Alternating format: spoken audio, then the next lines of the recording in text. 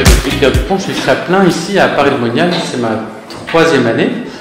On m'a demandé de vous présenter la nouvelle encyclique du pape, qui parle du Sacré-Cœur et qui parle d'ailleurs aussi de Paris-le-Monial. Puisque comme on est à Paris-le-Monial, c'est une bonne occasion. Bon, et bien alors je vais vous présenter ce document. Une encyclique, c'est le magistère le plus élevé que le pape puisse produire, hein. C'est la parole d'autorité la plus importante, sauf si évidemment il voulait promouvoir au nom de son infaillibilité pontificale un dogme ou quelque chose comme ça. Enfin, ça n'a encore jamais arrivé. Donc donc c'est vraiment un document très important que le Saint-Père nous livre. Il dit lui-même d'ailleurs que ce document c'est la clé de son pontificat, que entrer dans ce document qui est centré sur le cœur de Jésus, eh bien c'est comprendre ce dont l'Église a besoin aussi aujourd'hui. Parce que si le pape écrit sur le Sacré-Cœur avec une telle autorité, c'est aussi parce qu'il pense que notre époque a besoin du Sacré-Cœur. Alors je vais vous présenter cette encyclique comme un itinéraire spirituel, comme un itinéraire donc avec des étapes. C'est comme ça que moi je la lis, c'est comme ça que je la reçois. Si bien que si c'est...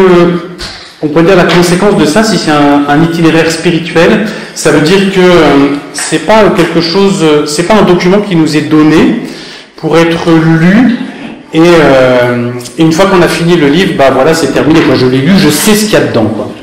La question, elle n'est pas de savoir ce qu'il y a dans l'encyclique. La question, c'est de vivre ce qu'il y a dans l'encyclique, de se laisser toucher, de se laisser interpeller, puis de cheminer avec cette encyclique.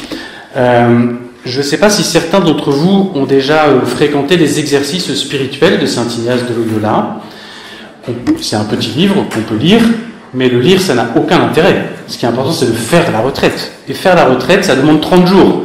Et le livre, il fait, je ne sais pas, 120 pages, mais en fait, il prend 30 jours. Quoi. Et cette encyclique, c'est pareil. Donc moi, je vais vous en donner, vous donner quelques lumières, quelques éléments, des choses que j'ai comprises, et des jalons. Je ne vais pas vous dire tout ce qu'il y a dedans, ce serait évidemment fastidieux, puis en fait, de vous dire tout ce qu'il y a dedans, il faudrait la lire tout simplement, ça prendrait plus de 3/4 d'heure. Mais quelques éléments, d'abord j'espère susciter votre appétit, et puis vous donner quelques clés qui me semblent importantes. Donc c'est un itinéraire.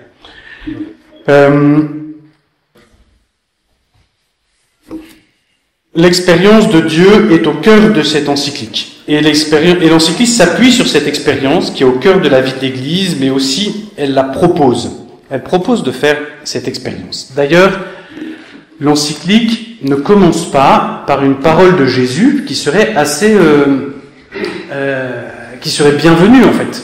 Ici, la première parole qu'on dit à Paris-le-Monial, c'est de répéter la parole que Jésus dit lui-même. Mon dit vainqueur est si passionné d'amour pour les hommes, et pour toi en particulier. Cette parole, on peut se la redire tous les jours, tellement elle interpelle, tellement elle est consolante, tellement elle est nourrissante, tellement elle dit bien le cœur de Dieu et la manière dont il veut nous rejoindre, sa tendresse, pour reprendre ce mot que le pape aime bien. Et c'est pas comme ça que le pape commence. Le pape commence par le témoignage de saint Paul qui dit « Il nous a aimés ». C'est le témoignage d'un homme qui a fait cette expérience de la rencontre de l'amour personnel du Christ sur le chemin de Damas, qui a fait l'expérience de la manière dont cet amour s'est multiplié dans les communautés que lui-même a fondées. Saint Paul est le fondateur des premières communautés chrétiennes, et il dit « Il nous a aimés ». Nous avons été les témoins de cela, nous avons vu ça. Nous avons vu que l'amour du Christ, l'amour de Jésus, n'est pas seulement objet de mémoire, il n'est pas seulement un récit qu'on peut faire à partir du témoignage de ceux qui ont connu Jésus. L'amour de Jésus se multiplie, il est encore accessible aujourd'hui. Il nous a aimés. C'est comme ça que commence l'encyclique, et c'est tout ce qui va se déployer dans cette encyclique, parce que à chaque fois que le pape dit quelque chose, c'est pour dire, c'est une source. Dans ce que je dis, il y a quelque chose de présent et de vivant. Ce sont deux mots qu'il utilise à plusieurs reprises pour signifier ça. Il y a du présent et du vivant accessible pour toi qui lis l'encyclique, et pour nourrir ton cœur, et pour le convertir aussi. Dans la première partie de l'encyclique, on peut dire que le pape s'attache à à définir ce qu'est le cœur, à rappeler que nous avons un cœur. Ça commence, c'est au numéro 2, il dit il nous faut redécouvrir ce qu'est le cœur. Et puis au numéro 31 qui achève ce premier chapitre, c'est il nous est important et nécessaire de retrouver le cœur, retrouver notre cœur. Et le pape va dire plusieurs choses sur ce qu'est le cœur. Et dans un premier temps, on pourrait dire, ce qu'il dit, c'est que dans ce monde très fragmenté, où nous sommes nous-mêmes très divisés, où notre attention est très prise, où nous sommes tout le temps à courir après le temps, après les informations, je ne sais pas quel est votre rapport à votre téléphone, peut-être que vous êtes des exceptions au sein de cette société, mais en fait, pour la plupart des êtres humains, le téléphone est un lieu de division, de fragmentation, de perte d'attention, d'intériorité. Et enfin voilà, dans ces vies fragmentées, dans ces vies où tout change à une vitesse qui va beaucoup plus vite que ce que nous arrivons à apprivoiser, les progrès technologiques d'aujourd'hui sont trop rapides pour notre constitution humaine et notre capacité de digestion. Dans ce monde divisé, dans ce monde où il y a encore la guerre, dans ce monde très incertain, à l'avenir très incertain, ne serait-ce que la question écologique qui forcément vous touche de près aussi, eh bien, il existe un lieu de sécurité, un lieu où est enclose notre identité, la vérité de notre vie, le sens de notre vie, et aussi notre mission propre à chacun d'entre nous. Et ce lieu, c'est notre cœur. Et ce lieu est indestructible. Quelle que soit la vitesse de notre époque, quelle que soit l'agressivité de notre époque, quelle que soit sa destructibilité, c'est un mot qui n'existe pas, mais disons pour dire à quel point elle nous tape dessus, eh bien notre cœur existe. Et vous voyez, c'est une grande parole d'espérance en fait que propose le pape dès le début. Notre cœur existe, il y a un lieu d'unification, un lieu de notre identité, un lieu aussi qui désire et qui produit l'amour et l'harmonie. Bon. Ça c'est le premier temps. Et puis dans un deuxième temps, le pape dit, et c'est c'est la deuxième partie de ce premier chapitre qui conduit jusqu'au numéro 16, qui est un des numéros très importants de cette encyclique, c'est que le cœur, il a, je vais vous le lire tout simplement, puis je le commenterai après. Il dit ça. La philosophie, c'est une partie, la première partie qui est très anthropologique, c'est-à-dire qui produit un discours sur ce qu'est l'homme, et à partir de la raison. Le pape ne part pas d'abord dans cette première partie de l'écriture, mais il part de Platon, d'Homère. Il va même citer dans ce premier chapitre Heidegger, ce qui est assez étonnant. Et donc, le pape dit que la philosophie, donc on peut dire, c'est la pensée, c'est nos idées, c'est nos convictions, c'est nos valeurs. La philosophie ne commence pas par un concept pur ou une certitude, mais elle commence par une émotion. Tout savoir, toute construction, toute hypothèse, toute représentation du monde, toute la manière dont nous nous représentons le monde, ça commence par une émotion. Sans l'émotion, la pensée ne peut pas commencer. La première image de la pensée, c'est la chair de poule. C'est l'émotion qui fait réfléchir et questionner. La philosophie se fait toujours dans un état d'âme fondamental, un état d'âme. C'est là qu'apparaît le cœur qui abrite les états d'âme, qui fonctionne comme un gardien de l'état d'âme. Le cœur entend de manière non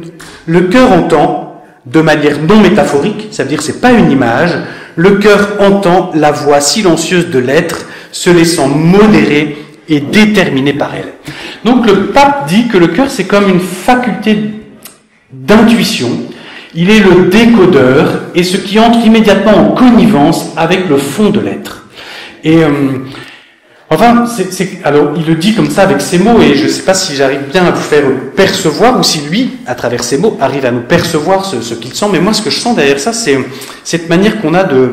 je pense que c'est quelque chose, une expérience que vous faites beaucoup, qu'on fait quand on est dans la nature, quand on contemple la beauté de la nature, quand on contemple la sagesse de la création, quand on voit combien tout ça est tellement bien fait, tellement sage, il y a une expérience première, un premier rapport à la réalité, à la création, à ce qui existe, et qui précède toute pensée, et qui d'ailleurs nourrit, qui est le berceau qui rend possible toute pensée, qui est une intuition infraconsciente et qui dépend du cœur, parce que le cœur est ce décodeur de l'être et parce qu'il a une connivence immédiate avec l'être. Ça, c'est vraiment très fort, c'est le numéro 16, et franchement, il mérite d'être médité, et aussi, il est cause d'émerveillement. Et puis, le pape dit aussi, non seulement le cœur est le décodeur du fond de la réalité, de la création de l'être, parce qu'il y a une connivence avec elle immédiate, mais aussi de tout ce qui est humain. Et dans le cœur recueille, il est le lieu de la relation, et aussi de l'intuition relationnelle, on pourrait dire aussi de l'intelligence relationnelle. Il est le lieu de la relation et aussi le lieu où ce qui fait notre histoire est recueilli, prend sens et demeure présent et vivant. Ça, c'est le numéro 19 qui évoque la Vierge Marie, mais pas tant sous l'aspect de l'expérience spirituelle de la Vierge Marie que plutôt de son expérience humaine, de la manière dont elle vit son cœur. Et voilà ce que ça dit. Numéro 19, autre numéro très important.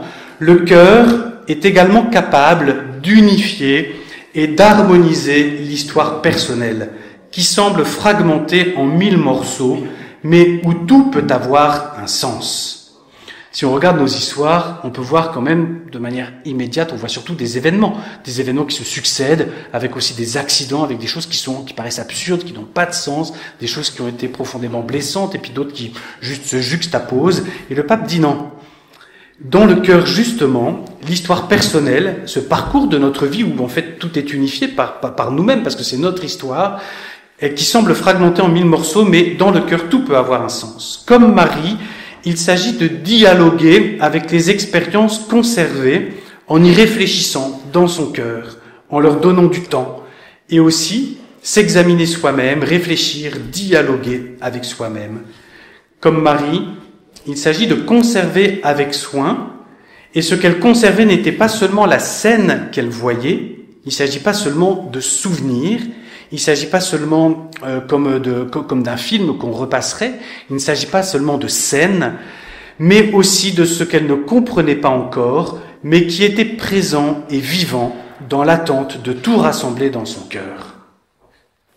Il y a dans ce que nous vivons toujours quelque chose qui se donne dans l'expérience humaine, il y a toujours quelque chose de l'ordre de la liberté, quelque chose de l'ordre de la transcendance, quelque chose de l'humain et qui dépasse la simple temporalité ou conjecturalité de ce que nous vivons. Il y a du présent et du vivant, et le cœur, c'est ce qui permet de repasser les événements de notre histoire et d'en prendre la substantifique moelle, d'en prendre le suc, la sève, et de toujours y revenir à ce qui est présent et vivant. Par exemple, au numéro 7 de l'encyclique, le pape donne un exemple. Il parle de sa grand-mère qui faisait des biscuits,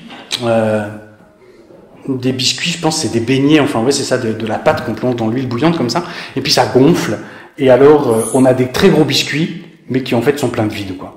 Et ces biscuits s'appellent des mensonges. Et alors il raconte ça pour dire, nous avons tendance à vivre dans l'apparence. Là, le monde dans lequel on vit, il nous impose une posture, l'obligation d'être comme dissociés de nous-mêmes. Et nous portons des masques, et parfois cela nous fait presque douter de l'existence de notre cœur et de notre véritable identité. Et donc c'est quand il parle de ça que le pape parle de ces mensonges. Mais vous voyez, il dit, cette expérience qu'il a vécue quand il est enfant, elle est empreinte d'une sagesse humaine.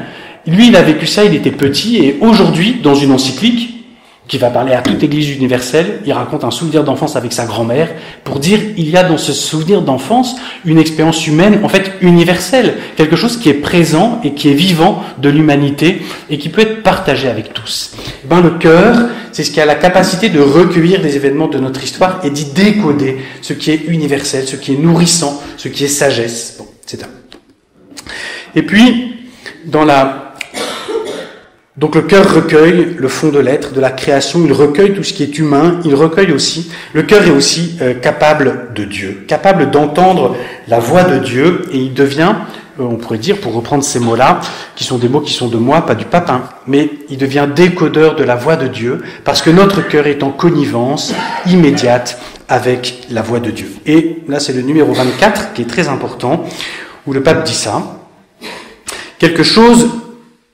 comment on entend la voix de Dieu? comment Dieu parle à notre cœur. Quelque chose d'inattendu commence à parler dans le cœur de la personne.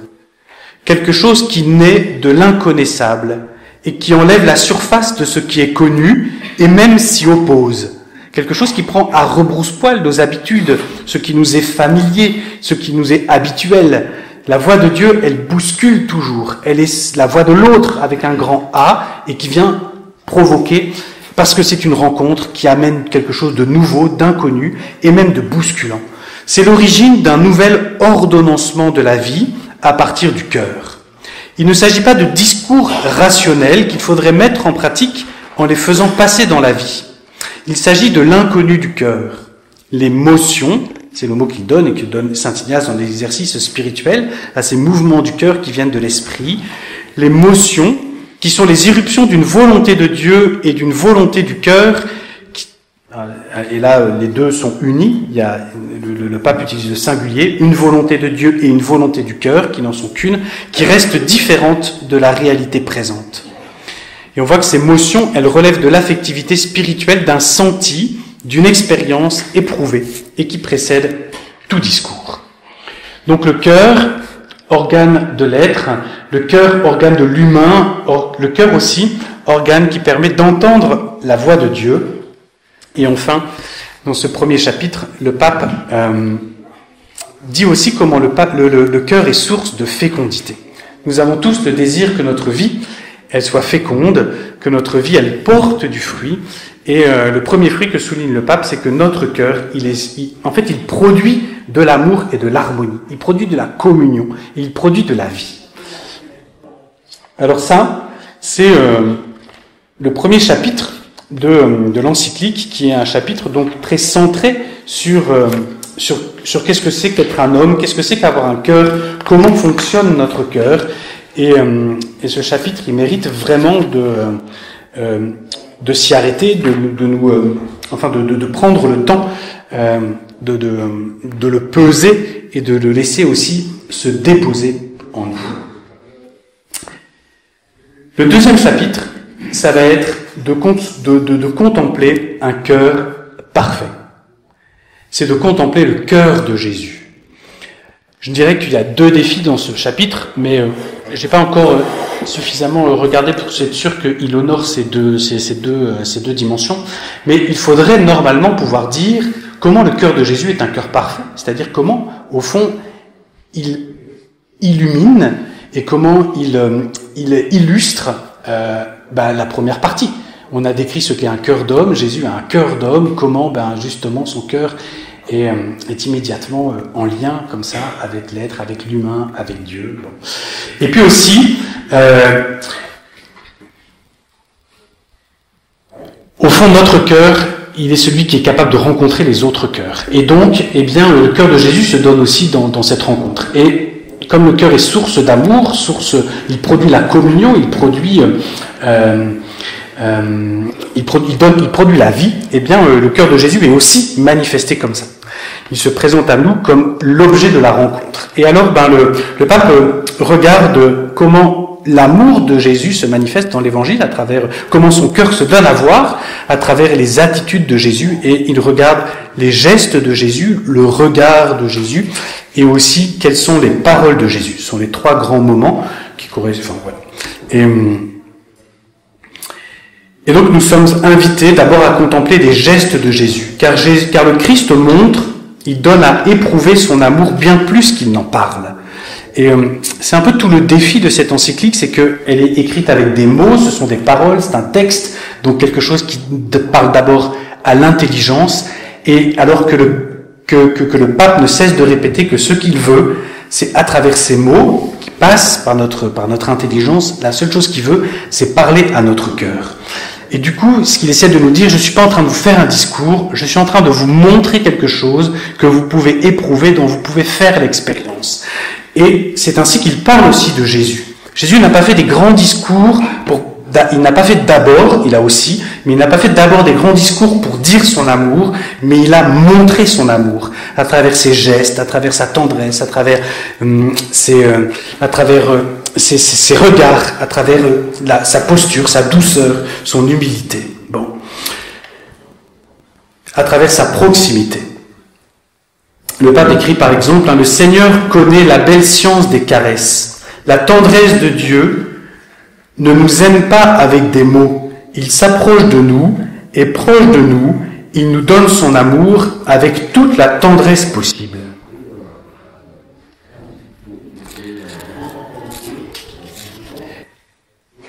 Et pour dire que tout ça est très actuel, au numéro 38, « Ce même Jésus attend aujourd'hui que tu lui donnes la possibilité d'éclairer ton existence, de t'élever, de te remplir de sa force. » C'est exactement pareil le monial. Mon divin cœur est si passionné d'amour pour les hommes, et pour toi en particulier, que ne pouvant plus contenir les flammes de son ardente charité, il faut qu'il les répande.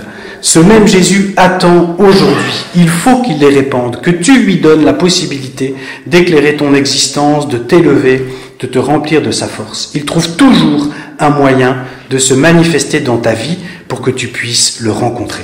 Cette parole, peut-être qu'elle nous bouscule, peut-être qu'on se dit en l'entendant, c'est pas vrai, moi je prie et puis en fait il se passe rien. Cette parole, elle suscite notre foi, vous voyez, et notre supplication. Cette parole, c'est une parole de vérité. Elle intervient justement dans ce chapitre qui nous dit l'Évangile. L'Évangile nous dit ça, que Jésus, il veut par tous les moyens se manifester dans ta vie pour que tu puisses le rencontrer. Et cette rencontre, c'est pas seulement une fois. Cette rencontre, c'est une rencontre qui se multiplie dans notre vie. Et vraiment, on peut appuyer notre prière, notre supplication, notre foi sur ce passage du numéro 38 et d'une certaine manière la dire au Seigneur, dire en vertu de cela, Seigneur, je t'interpelle, je veux, Seigneur, que cela se passe aussi dans ma vie.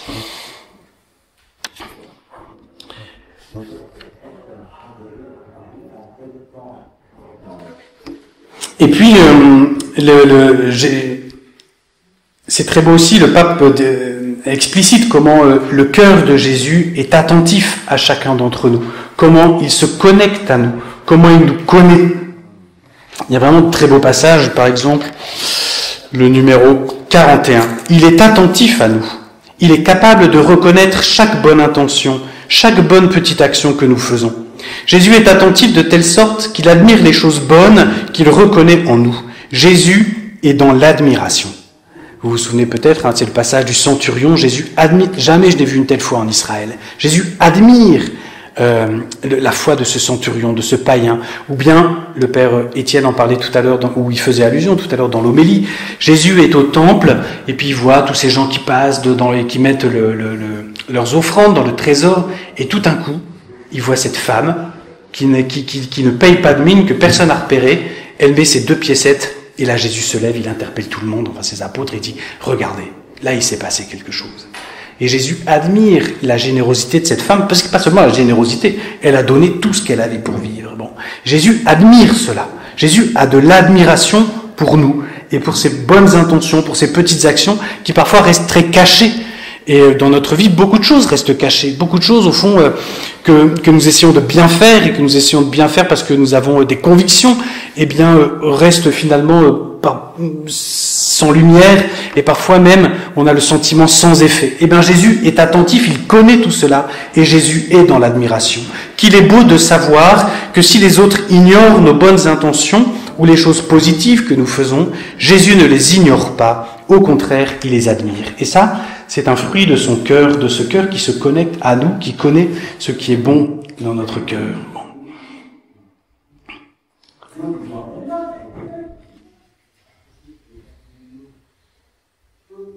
Et puis, le pape parle aussi de cette affection de Jésus, de la tendresse de Jésus pour nous, et des sentiments qu'il a éprouvés. Et aussi pour nous. Il dit, rien n'est plus sérieux et décisif, dit le pape, que ça, que cet amour, et cet amour sensible que le Christ a éprouvé pour nous.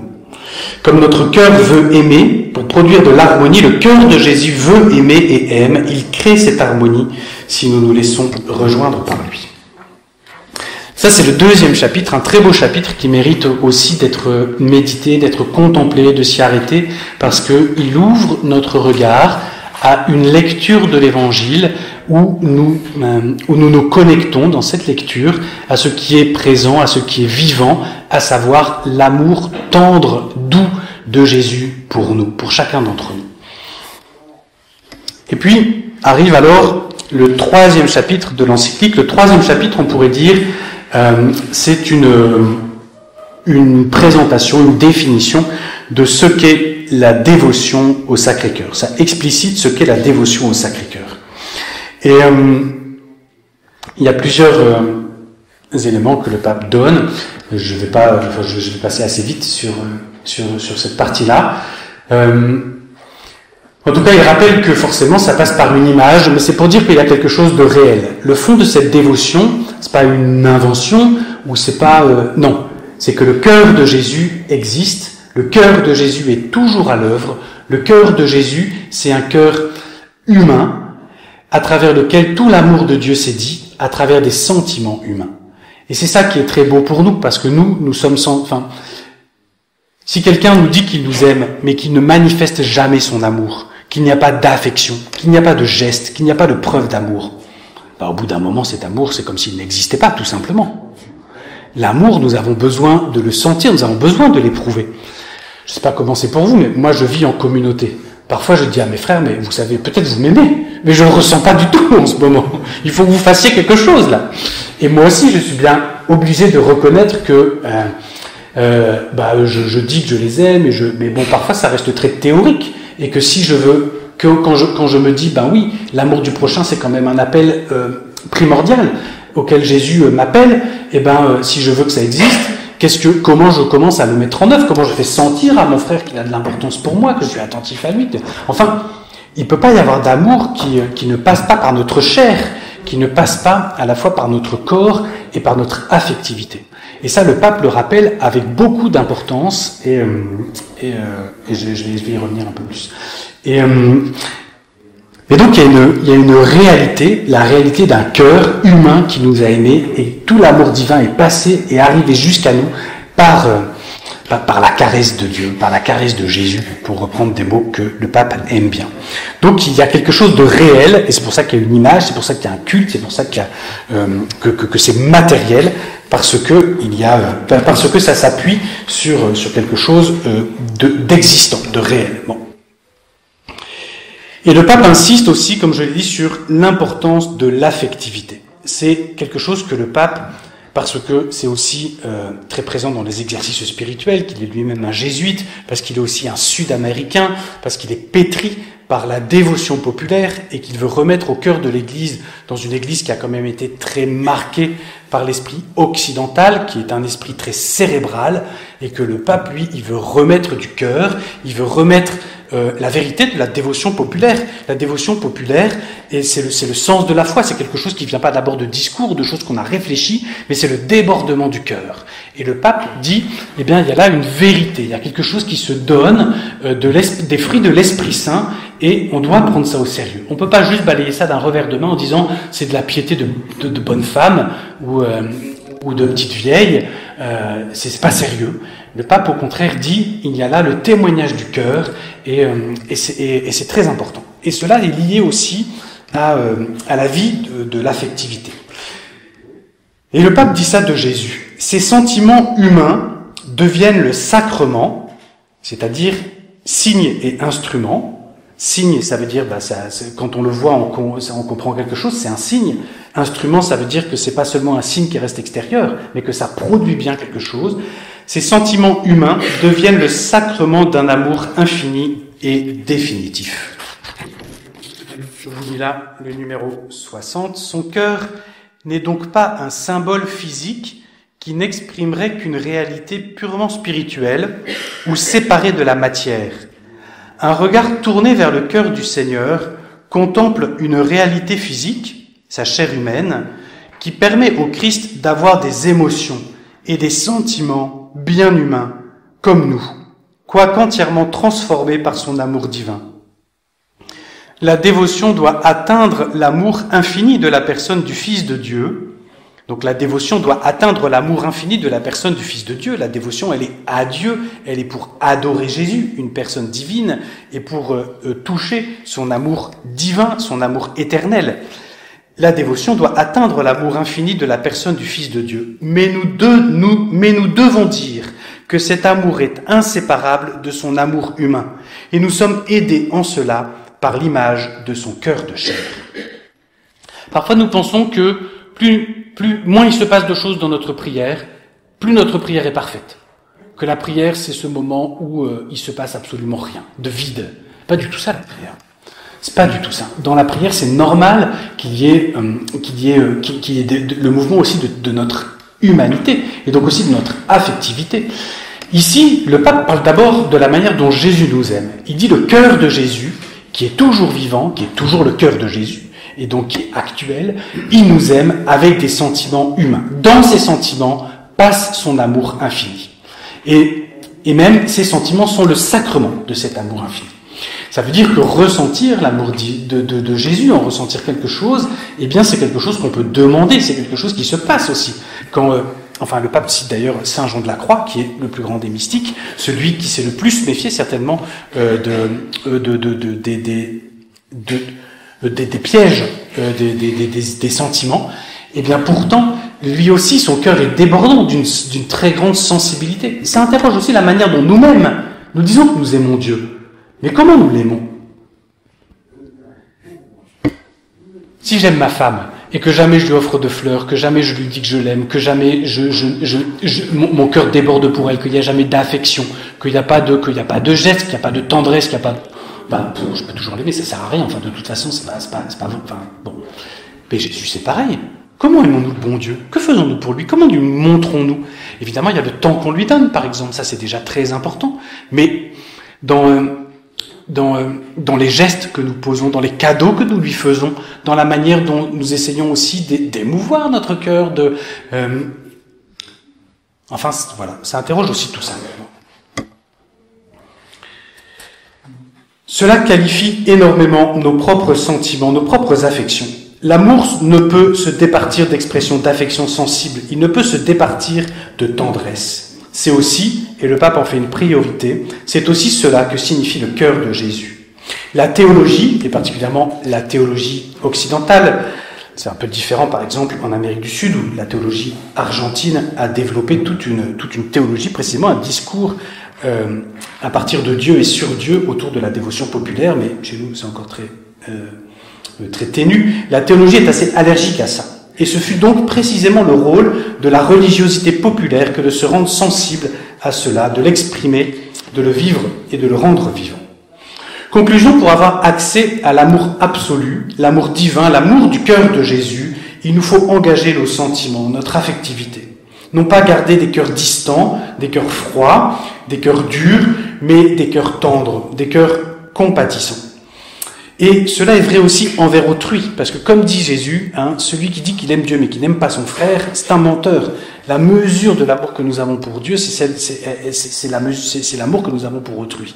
Et donc la manière dont notre amour est affectueux, la manière dont notre amour pour les frères et sœurs, eh bien aussi se revêt d'une forme de tendresse, eh bien cela nourrit et façonne notre cœur.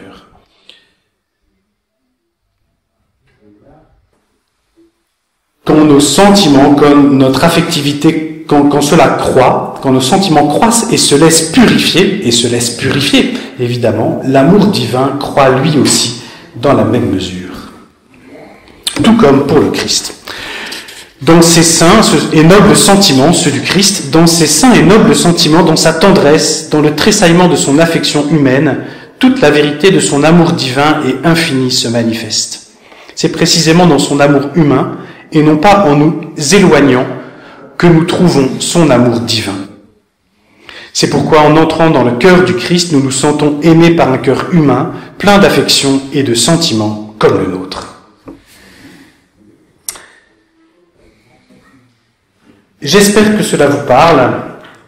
Ça parle peut-être plus parmi nous aux femmes qu'aux hommes. Jésus était un homme très entouré de femmes. Bon. beaucoup de femmes le suivaient, hein, et je pense pas pour rien, mais justement à cause de cette qualité de son cœur dont nous parlons maintenant. Je rappelle aussi, pas loin d'ici, dans le curé d'Ars, qui ne cessait de répéter à ses ouailles, à son peuple, cœurs insensibles, cœurs insensibles. Le problème de notre vie, et de notre vie spirituelle en particulier, ça n'est pas le péché. Et le pape le redit quand il recite longuement Sainte Thérèse de l'Enfant Jésus. C'est les numéros autour de 136, 138, ça va jusqu'à 142 je crois, puis ça commence un peu avant, je sais plus combien. Ces numéros sont le cœur de l'encyclique, je crois vraiment. Et le pape redit, le problème de notre vie spirituelle, ça n'est pas le péché. Le problème de notre vie spirituelle, c'est l'insensibilité. Et vraiment, on pourrait dire, c'est le thème de cette encyclique. Alors après, le pape continue dans ce 3e chapitre, où j'ai beaucoup insisté sur cette partie qui est de l'affectivité, parce que je crois que c'est un des trésors que le pape apporte à l'Église aujourd'hui. Je crois aussi que c'est un de ses messages centraux autour du cœur de Jésus. Mais évidemment, il continue en nous disant comment, parce que Jésus est vrai Dieu et vrai homme, comment cet amour, il nous conduit jusqu'à la connaissance, l'expérience de l'amour divin de Dieu, et comment la dévotion au Sacré-Cœur, elle nous conduit dans l'Esprit Saint jusqu'au Père. Et enfin, le pape aussi montre comment cette dévotion, elle est féconde, comment elle porte du fruit, comment elle est toujours source de vie, et il le fait particulièrement en montrant comment la dévotion au cœur de Jésus a été très présente dans le magistère du dernier pape. Et puis il en souligne l'actualité pour aujourd'hui, en donnant un peu des pistes de réforme de vie. Et il parle en particulier de la communion des premiers vendredis du mois, et puis il parle de l'heure sainte, et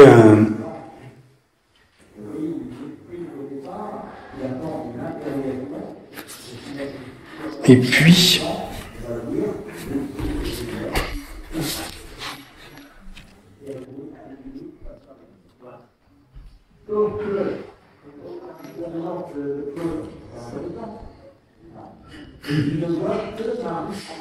j'essaie de retrouver quelque chose.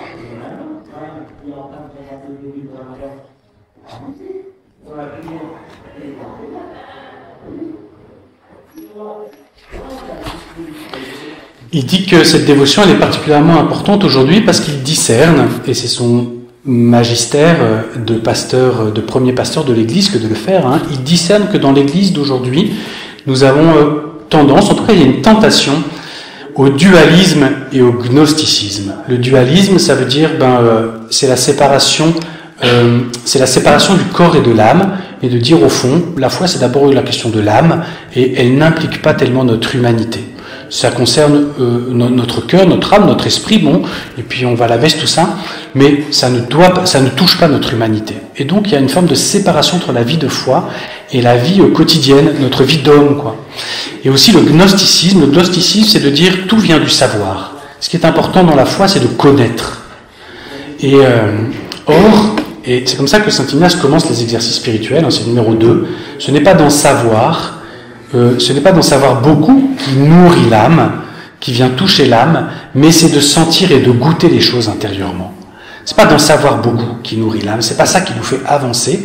Et nous, particulièrement nous, occidentaux et cérébraux, nous pensons parfois que le salut vient de la connaissance. Plus nous en saurons, et plus alors nous serons aptes à mieux vivre notre vie ou à mieux déterminer quel sera l'avenir. Et le pape dit, en fait, c'est pas ça. Non. L'intelligence est importante, réfléchir est important, mais si on perd le contact avec le réel, si on perd le contact avec l'amour, si on perd le contact avec notre cœur, si on perd le contact avec autrui, en fait, il nous manque trop de données, il nous manque trop de réel pour que nos idées, elles soient saines et qu'elles construisent un futur durable. Il dit ça aussi, c'est le numéro 88. Je voudrais ajouter que le cœur du Christ nous libère en même temps d'un autre dualisme, celui où des communautés et des pasteurs qui se concentrent uniquement sur les activités extérieures. Donc là, il parle de paroisse, mais je pense qu'on peut étendre ça à toutes nos activités.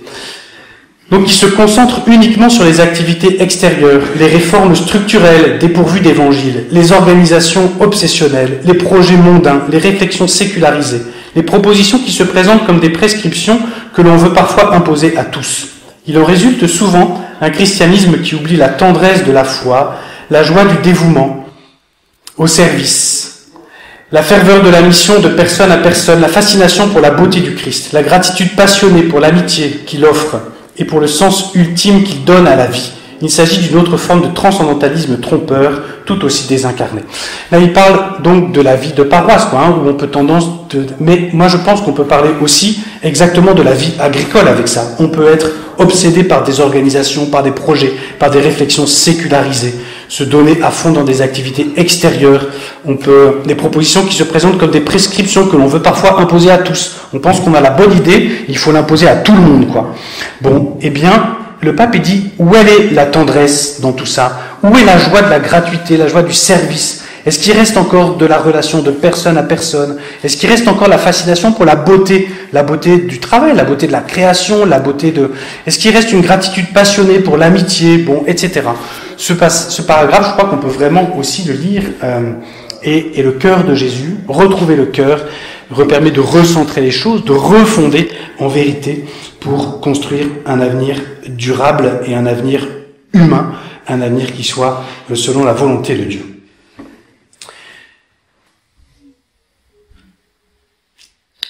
Ensuite, le pape, dans le 4e chapitre, évoque quels sont les fruits de cette dévotion pour la vie personnelle, et particulièrement pour notre vie avec Dieu.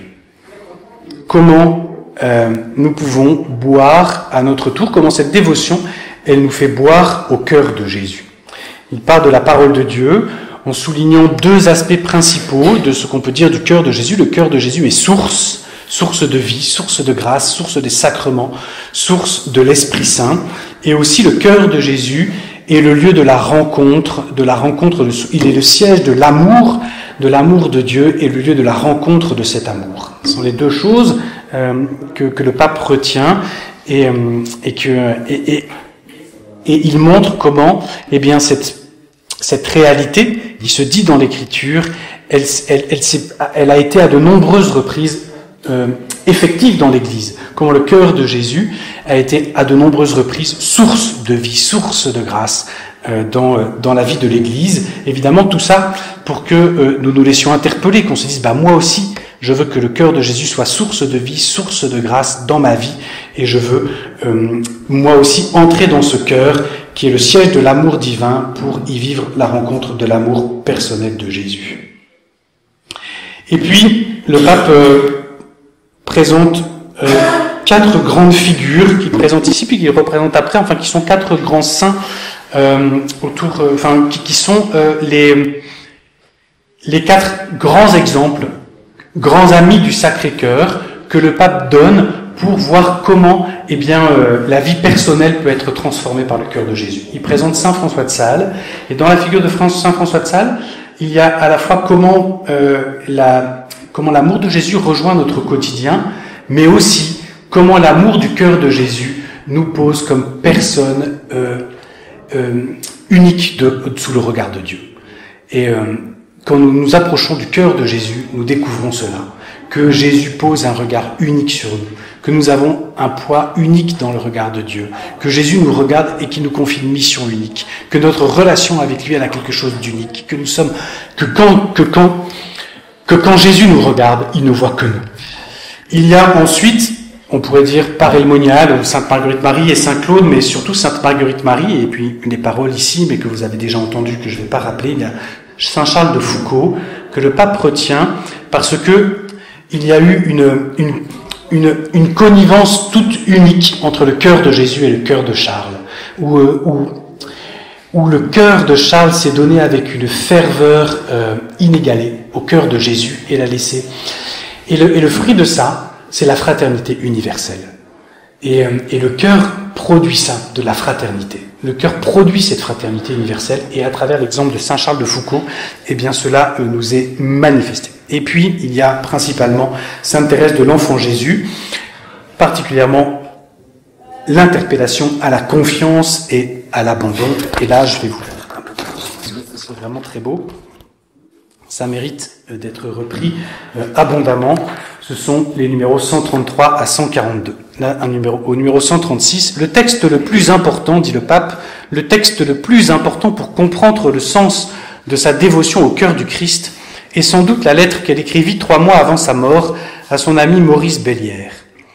Lorsque je vois Madeleine s'avancer devant les nombreux convives, donc elle parle de Sainte Madeleine, cette scène de l'Évangile, lorsque je vois Madeleine s'avancer devant les nombreux convives, arroser de ses larmes les pieds de son maître adoré, donc elle exprime tous les sentiments de son cœur, arroser de ses larmes les pieds de son maître adoré, qu'elle touche pour la première fois, je sens que son cœur a compris les abîmes d'amour et de miséricorde du cœur de Jésus.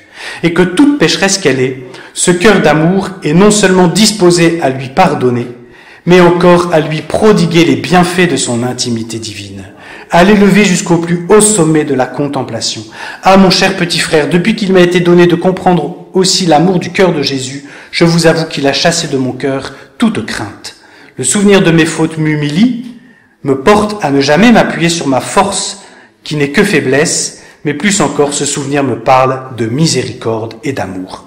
Elle dit, je ne vois pas le cœur de Jésus comme les autres parce que elle voit tout à travers la miséricorde.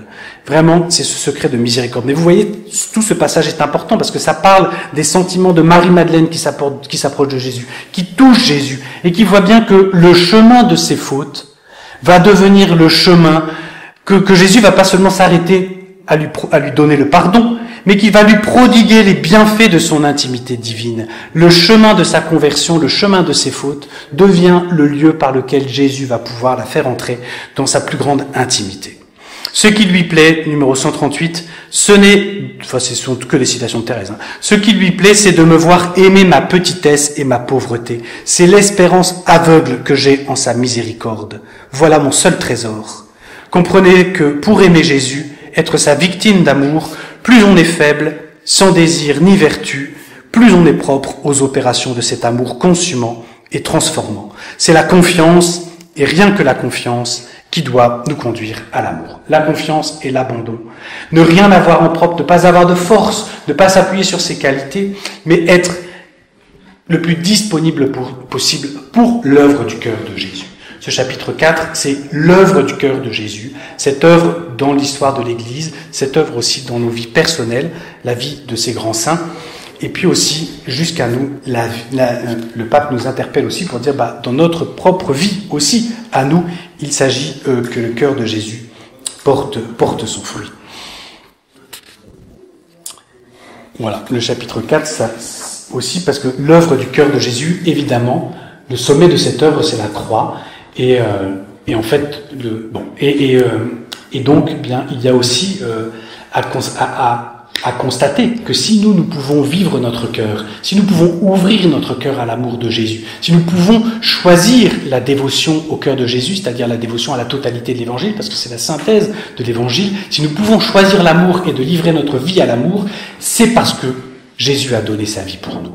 C'est parce que le cœur de Jésus est le cœur ouvert à tout jamais, le cœur qui a traversé la passion et qui reste ouvert pour répandre ses flots d'amour. Et donc, il y a toute la dernière partie de ce chapitre, la considération du cœur souffrant de Jésus et l'appel à la consolation du cœur de Jésus. Entrer dans la consolation, consoler Jésus, se laisser consoler par lui aussi et pouvoir consoler nos frères. La dernière partie de l'encyclique, c'est une partie...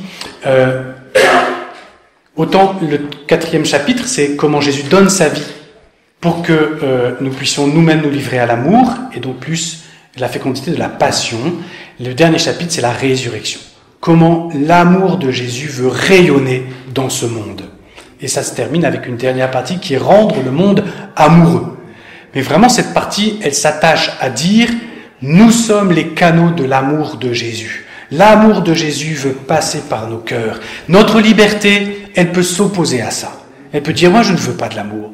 Mais elle peut aussi s'accorder à cela. Et alors, nos vies, nos histoires, nos yeux, nos mains, nos sentiments, ce que nous sommes, c'est-à-dire la couleur que nous donnons à cela, eh bien, ce que nous sommes, vraiment notre être, rayonne de l'amour de Dieu. Au point que le pape dit, il nous envoie en mission aussi dans cette encyclique, il dit il faut être missionnaire de cet amour. Il dit c'est pas être prosélyte, c'est aimer au point que ceux qui vous entourent se disent mais d'où vient cet amour? Comment est-ce possible d'aimer ainsi? Voilà, c'est aussi une très belle partie qui reprend aussi, qui parle de la parole de Dieu, où le pape dit la parole, qu'il nous laisse et sur laquelle il fixe notre attention, c'est ce que vous avez fait au plus petit d'entre les miens, c'est à moi que vous l'avez fait. Le pape dit, nous avons reçu l'amour de Dieu, et la première chose c'est de le recevoir de lui, de le recevoir du cœur même de Jésus. Pour autant, nous ne sommes pas sans moyen de répondre nous aussi, et d'aimer nous aussi. Et donc, c'est rendre amour pour amour. Comment rendre amour pour amour? L'Écriture te dit, ce que tu as fait au plus petit d'entre les miens, c'est à moi que tu l'as fait. Donc, il s'agit d'aimer le plus petit d'entre les miens. Et là, il appelle ça la réparation.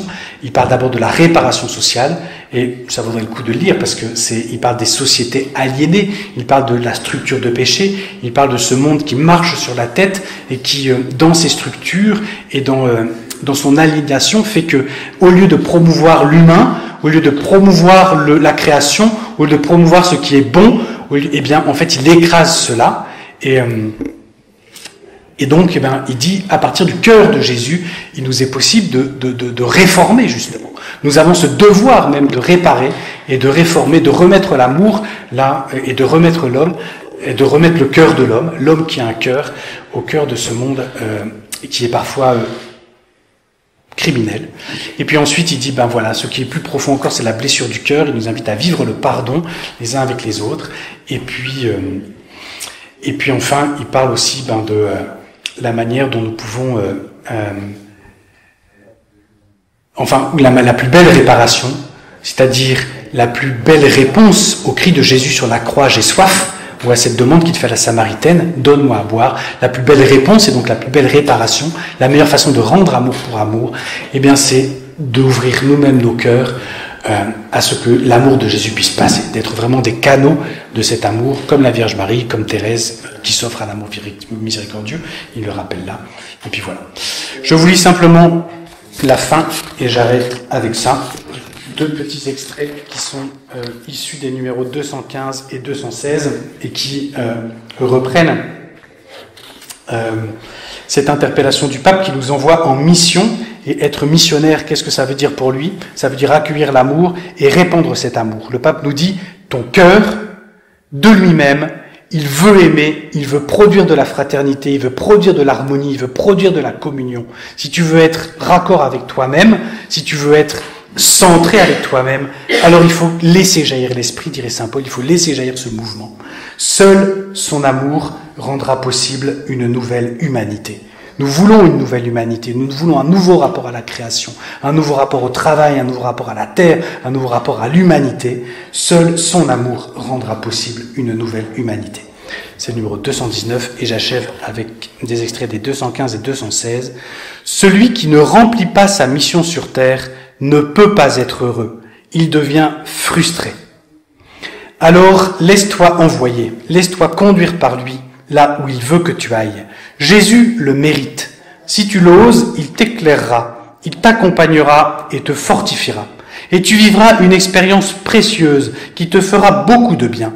Peu importe que tu puisses voir des résultats, laisse cela au Seigneur qui travaille dans le secret des cœurs, mais ne cesse pas de vivre la joie, d'essayer de communiquer l'amour du Christ aux autres.